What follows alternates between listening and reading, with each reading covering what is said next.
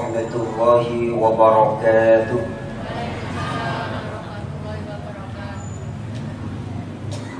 Alhamdulillah alladzi khalaqa Adama min tin wa ja'ala naslahu min sulalatin min ma'in mahin.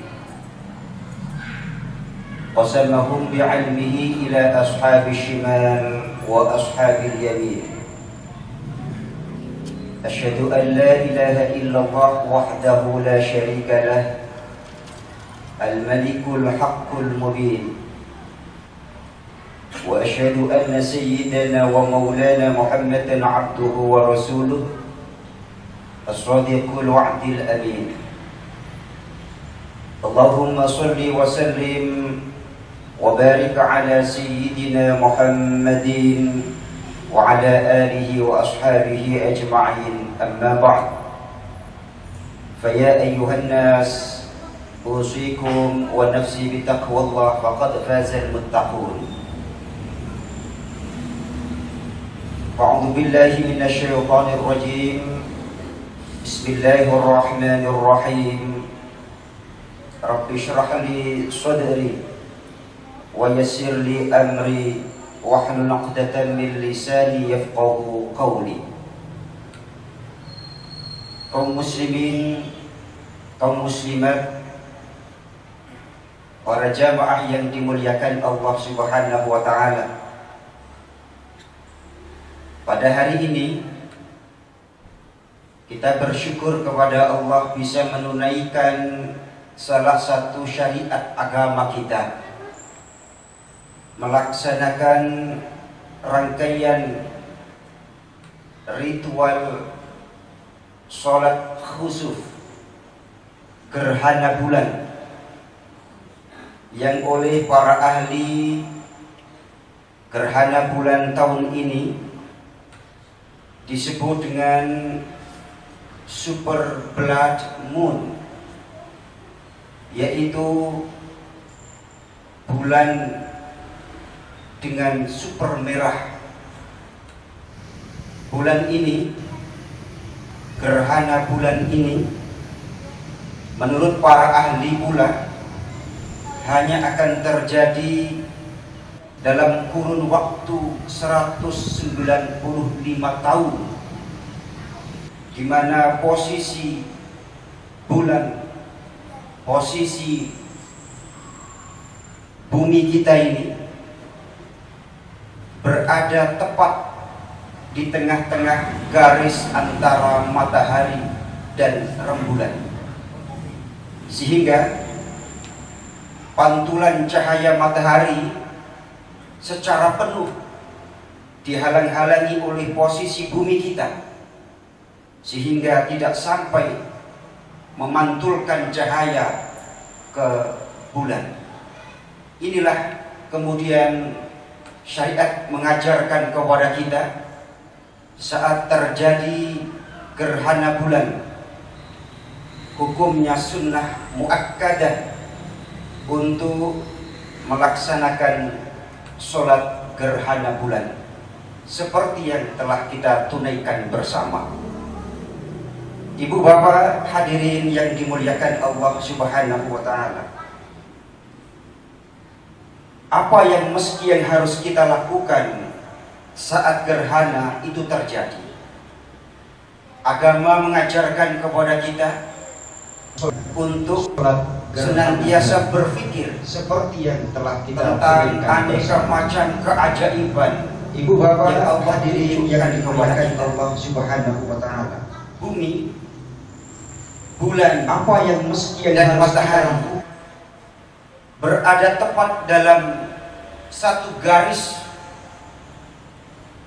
Bagaimana mungkin planet-planet yang besar itu bisa bergerak sendiri dalam satu poros kecuali ada campur tangan Allah? Dan ini, keajaiban ini tidak mungkin melalui intervensi kekuatan manusia, sekalipun manusia itu sangat berkuasa. Artinya, kita meski harus berpikir, kita meski harus menggunakan akal kita untuk mengkaji, untuk merenungi sedalam-dalamnya betapa maha kuasanya Allah Subhanahu wa ta'ala di dalam mengatur semua aneka macam ciptaannya. Yang kedua, betapa lemahnya umat manusia, sekalipun ia seorang raja, sekalipun ia seorang ratu, sekalipun ia seorang presiden di muka bumi ini. Kekuatan macam apapun seorang manusia adalah kecil di mata Allah Subhanahu wa ta'ala. Maka tiadalah guna sombong kita, tiadalah guna angkuh dan congkak kita. Semua itu tiadalah berarti di mata Allah Subhanahu wa ta'ala. Wal kibriya'u li rabbina sifatun bihi makhsusatun fatajannabanha wattaqi. Sifat sombong, sifat angkuh adalah hak prerogatif Allah, dan kita sebagai umat manusia tidaklah berhak memiliki sifat yang demikian. Para hadirin yang dimuliakan Allah Subhanahu wa ta'ala, maka akal harus kita gunakan. Kecerdasan berpikir adalah pembeda umat manusia dengan ciptaan Allah yang lain. Bolehlah hewan itu lebih kuat dari tenaga manusia, bolehlah manusia memiliki kekuatan yang lebih lemah dibandingkan dengan ciptaan Allah yang lain. Akan tetapi peradaban di muka bumi ini hanyalah kekuatan akal pikiran umat manusia saja yang bisa mengatur. Hewan tidak mungkin mampu mengatasinya, malaikat pun juga demikian. Bahwa peradaban umat manusia di muka bumi ini adalah momentum kecerdasan akal pikiran umat manusia.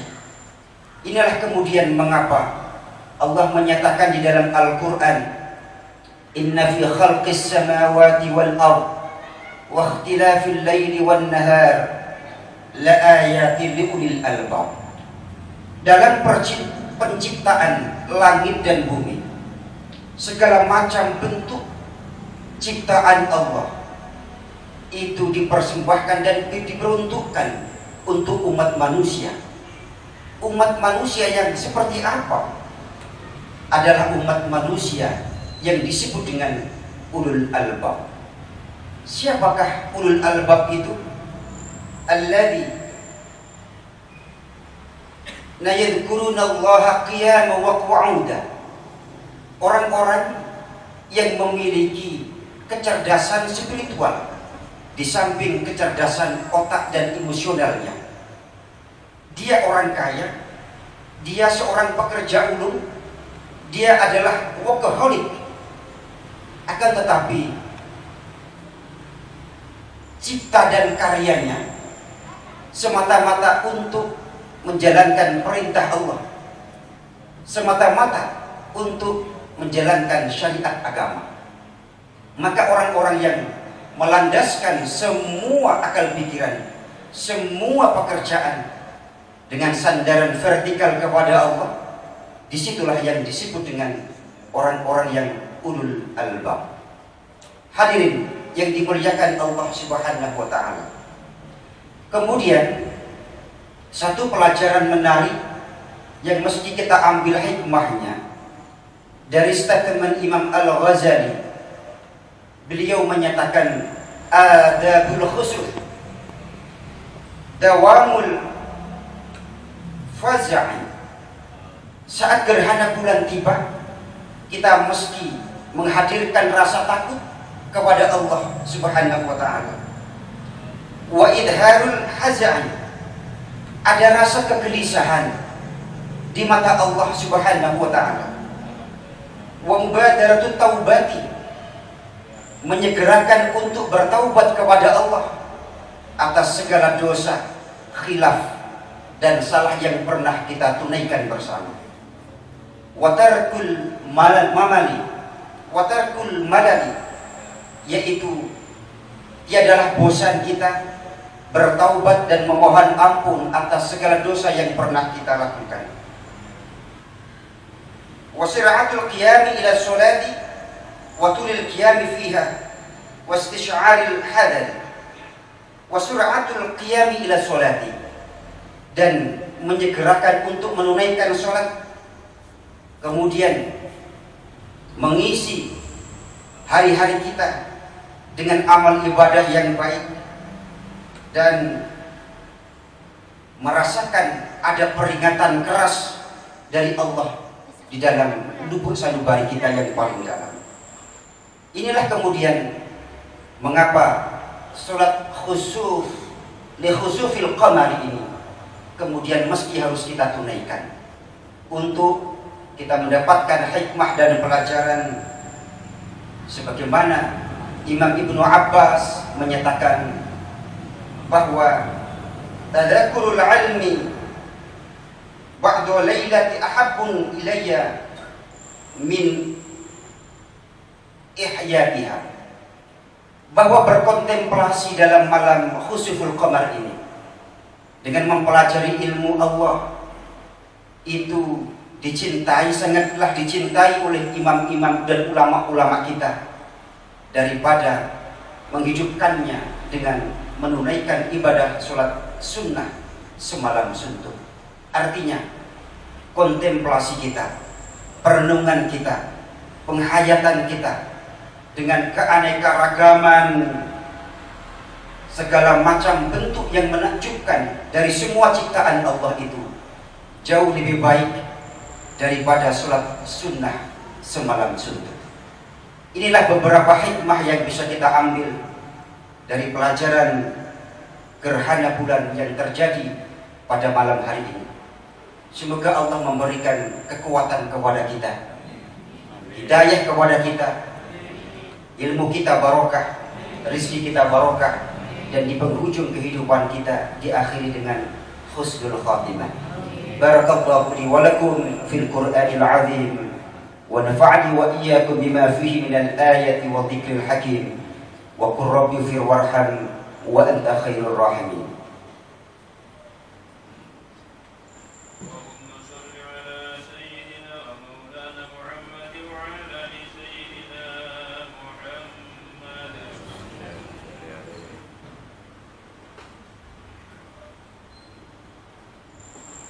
Alhamdulillah alladzi amarna bil mubadarah bil a'mali shalihat wan nadhari ma qaddamat anfusuna lil akhirati min al hasanat. Asyhadu an la ilaha illallah wahdahu la syarika lah al mu'addul mukhlisin jannat, wa asyhadu anna sayyidana wa maulana Muhammadan 'abduhu wa rasuluh ad-da'i lil khair wa tarkis sayyi'at. Allahumma salli wa sallim wa barik ala sayyidina Muhammad khairil rusuli wa afdalil makhluqat wa ala alihi wa ashabihi wa man salaka sabilar rasyad. Amma ba'd, fa ya ayyuhan nas usikum wa nafsi bi taqwallah faqad faza al muttaqun. Wa 'alamu anna Allah amarakum bi amrin bada fi bi nafsihi wa thanna bi malaikatihi qudsi fa qala Allah ta'ala fil Qur'anil 'azim Inna Allah wa malaikatahu yusalluna 'alan nabi ya ayyuhalladzina amanu sallu 'alaihi wa sallimu taslima. Allahumma salli wa sallim wa barik 'ala sayyidina Muhammadin wa 'ala alihi wa ashabihi ajma'in walhamdulillahi rabbil alamin. Allahumma ighfir lil muslimina wal muslimat wal mu'minina wal mu'minat al ahya'i minhum wal amwat innaka sami'un qaribun mujibud da'awat fa ya qadiyal hajat. Allahumma ansur man nasara ad-din wa khudhil man khadhala al-muslimin wa a'li kalimataka ila yawmiddin. Allahumma inna nas'aluka al-'afwa wal 'afiyah wal mu'afata ad-da'imah fid din wad dunya wal akhirah. Rabbana atina fid dunya hasanah wa fil akhirati hasanah wa qina 'adzaban nar. Sallallahu ala sayyidina Muhammad walhamdulillahi rabbil alamin. Ibadallah, inna Allaha ya'muru bil 'adli wal ihsan وإيتاء ذي القربى وينهى عن الفحشاء والمنكر والبغي يعظكم لعلكم تذكرون فاذكروا الله العظيم يذكركم واشكروا على نعمه يزدكم واسألوا الفضل يعطيكم ولذكر الله أكبر. السلام عليكم ورحمة الله وبركاته.